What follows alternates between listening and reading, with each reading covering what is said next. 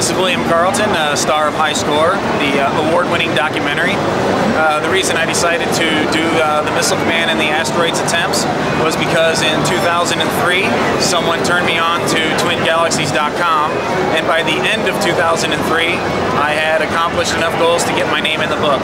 Now, here it is, Volume 2, and I got my own page. If you would, please turn to page 210.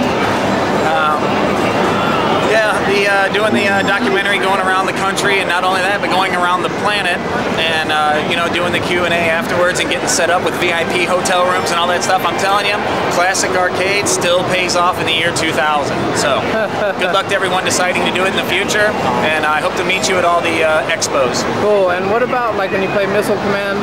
Is that a lot harder than the other games, or what's the difference when you're playing Missile Command? Well, Missile Command is kind of rough because the right arm with that huge, trackball, after a day, that really starts to wear out your right arm. You really got to plan it out in advance so that way you've got that ball lubed up.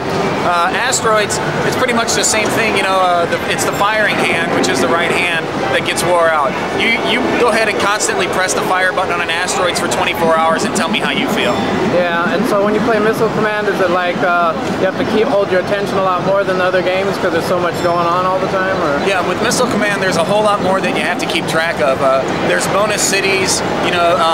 The difficulty of the board resets every 256 every 256 screens. So it gets easy again when it comes to level of play, but there's so much math that you have to keep track of in your head while you're doing it, or else the game will shut off sooner than I had it planned last time. And so when you went for your score, they broke down each time after?